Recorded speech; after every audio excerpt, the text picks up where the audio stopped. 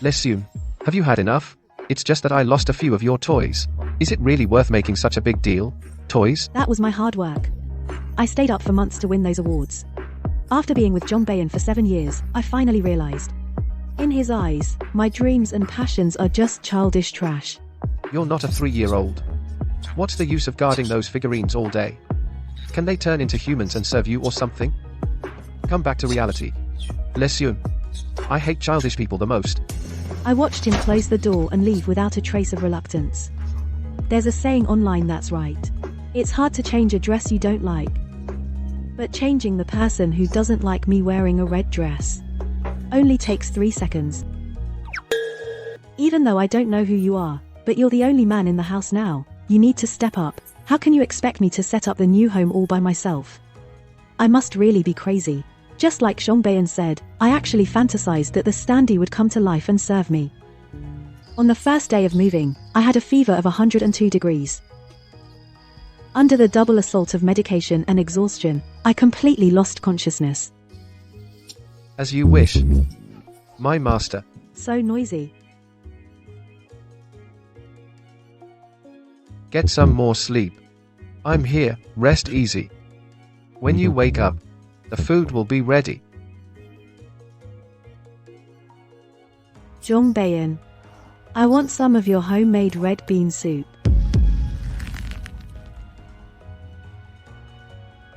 Okay.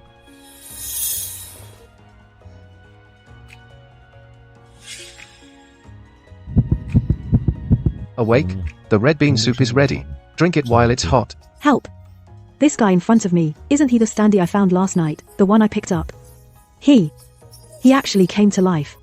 I must be dreaming. After a nap, not only is there a stunningly handsome man in the house, even the work that would take a renovation company half a month to finish is all done.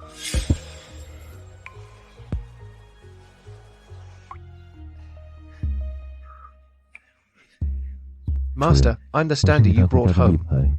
Su Xian. You said I'm the only man in the house, so I have to take responsibility. So I did the housework, and cooked the porridge. Can you just leave him alone?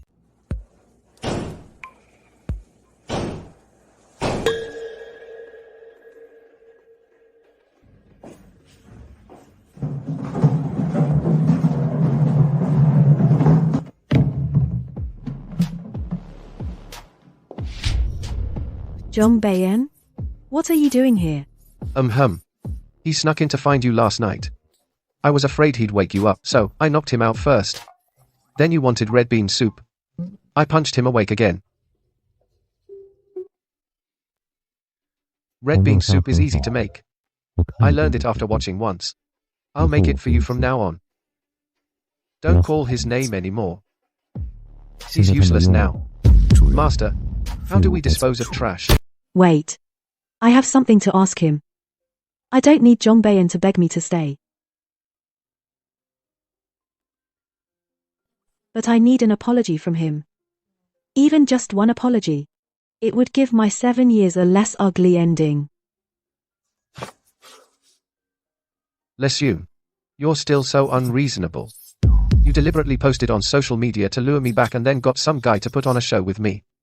Do you have to piss me off to feel good? I already blocked all of Zhong Bayan's contact info.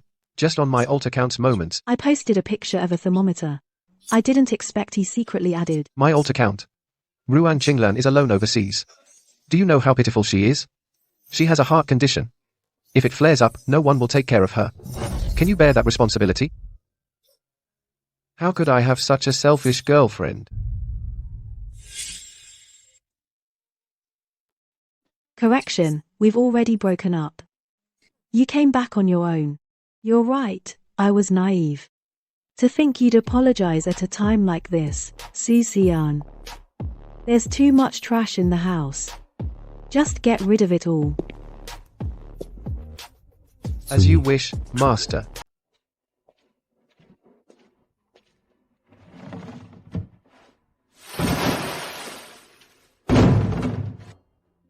I'm standing by the window, watching Zhong Bayan like a bag of expired trash being thrown away, At this moment, I don't feel any heartache, nor that absurd feeling of having avenged a great wrong.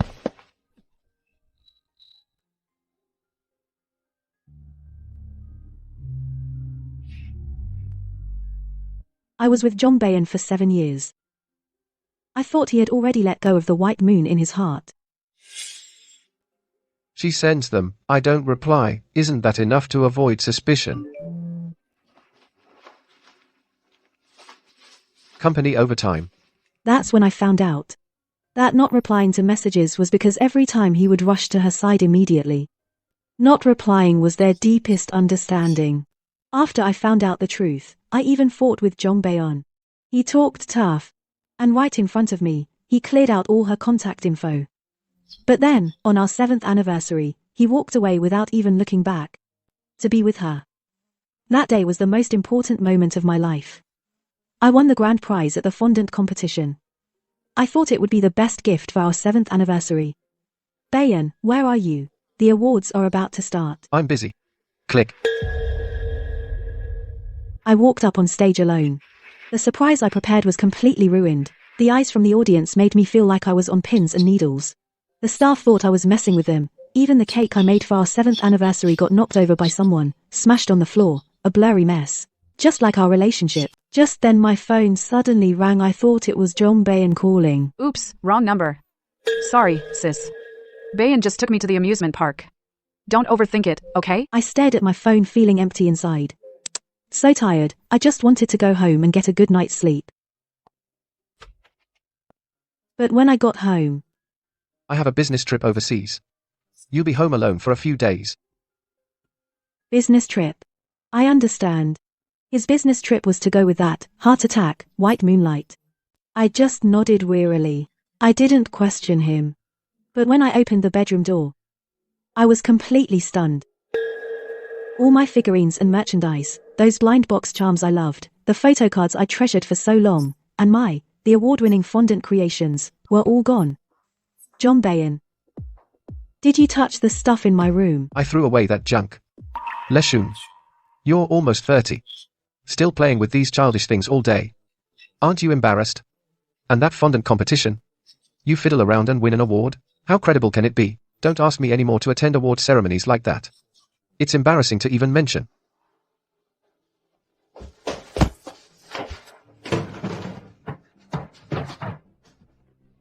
Leshun. Are you crazy?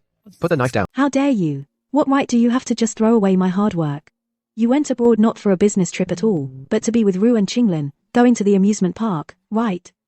Do you remember today is our 7th anniversary? You promised you'd be here, but you left me alone on stage like a clown, being laughed at. Yun, let's talk this out properly. Is there even room for that? You don't like those figurines, you think going to Comic Cons is childish. Then why would you go to an amusement park with Ru and Qinglin? It's different. Qinglan is a romantic novelist. When the Ferris wheel reaches the top and you kiss, that's art and romance. Not your kind of obsessive, childish nonsense. At this moment I finally understand it's not that the amusement park is childish, it's that I don't deserve his romance. His double standards are proof that he never let go of Ru and Qinglin. Fine, since that's the case, go and be with her. Pursue your romantic art, John Bayan. We're breaking up. It's completely over.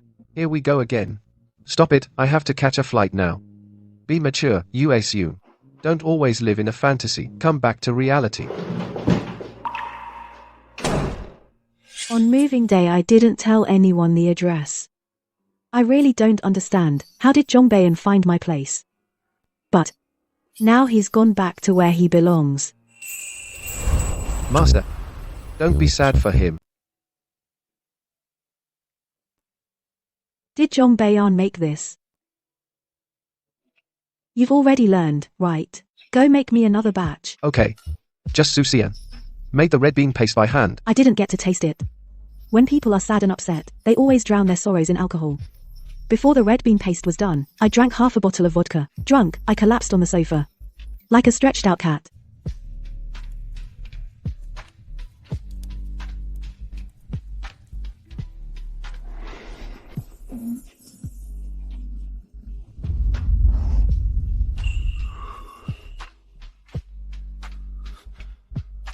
Master, the bedroom hasn't been tidied up yet. Let's just do it here.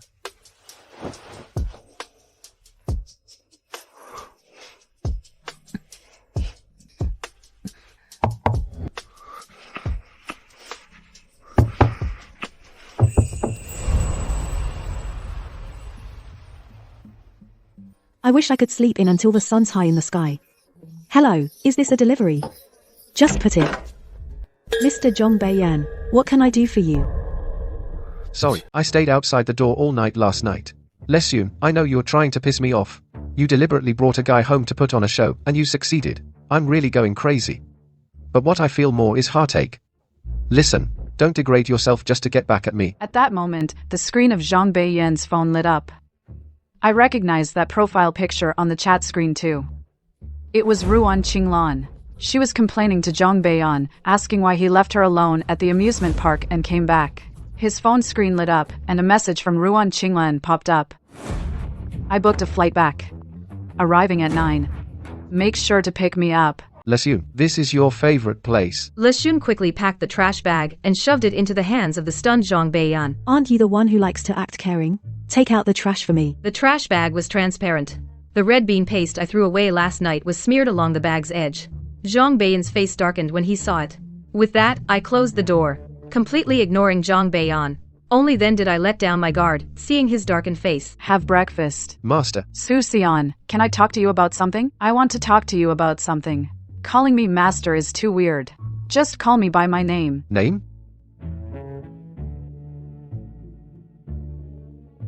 Lesyun's heart skipped a beat instantly, her cheeks flushed bright red, the spoon in her hand almost dropped into the bowl. I don't know how I came to accept such an absurd thing as a cardboard stand coming to life, even less do I know why I'm with a paper cutout, falling in love.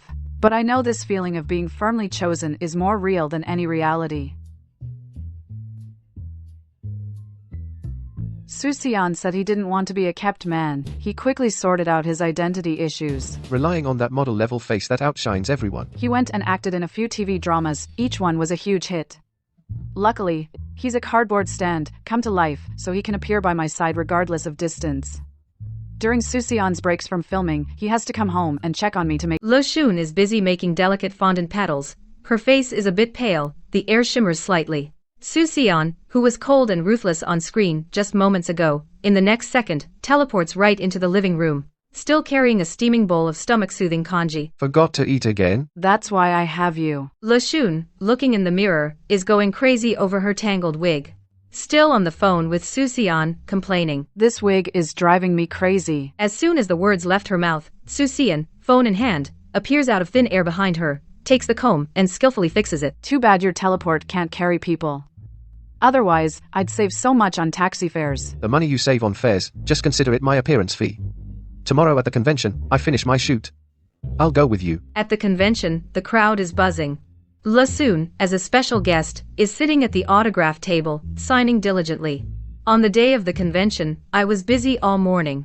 Until I looked up with a stiff neck, I realized that the world can be such a small place. Zhang Beiyan stood at the front of the line. His gaze was deep and complex as he stared at Lesyun. Ruan Qinglan, beside him, held his arm. Ah, well, if it isn't Lesyun, we're used to seeing you without makeup, looking so lifeless. But with makeup, you look like a fairy. I almost didn't recognize you. As she spoke, Ruan Qinglan deliberately flicked her so-called naturally long hair and shot a glance at Lesyun. You've worked hard, sis. Relying entirely on makeup like this, taking it off must be exhausting, right? Lesyun slowly put down her pen and looked straight at Ruan Qinglan. A confident smile curved her lips. Sorry, I was born with good looks, no makeup. Ridiculous. In this circle, people say my taste in men is bad, but no one has ever said I'm ugly. Ruan Qinglan, stung by Lesyun's sharp tongue, turned pale with anger and stood there awkwardly. Zhang Beiyan, didn't you say Comic Cons are too childish and that you'd never come here? I came with Qinglan. Her idol is here as a guest today. In that case, if you're not signing autographs, please step aside. Lesyun, after all this time, is this the attitude you have for me? You're right. Yeah, this attitude is way too good. Security. There are 2 troublemakers here disrupting the signing event. Take them away. 2 burly security guards quickly stepped forward. Ruan Qinglan was like a cat whose tail had been stepped on, screaming and shoving. Let me go. Do you know who I am? I'm the famous novelist Qinglan. I give you face by coming to your lousy Comic Con. The security guards looked at each other, as if looking at a madman, and took the shouting Ruan Qinglan aside to negotiate. Lesyun. Susian. It's Susian. He just finished filming on set, still in his white-haired, red-eyed makeup, under the Comic-Con lighting, that inhuman, aggressive beauty instantly Susian didn't even look at anyone else. Her gaze was piercing. Locked straight onto Li Shun behind the signing table. Susian strode quickly toward Li Shun, but was intercepted halfway by Ruan Qinglan, who looked thrilled. Mr. Su, I'm your fan. Finally got to meet you in person. Susian didn't even stop. She just sidestepped. As if Ruan Qinglan were just transparent air. Sorry. I don't know you. Far from backing off, Ruan Qinglan pressed closer with a coy look. Mr. Su, don't get me wrong. That hit Xianxia drama you starred in recently, I'm the original author.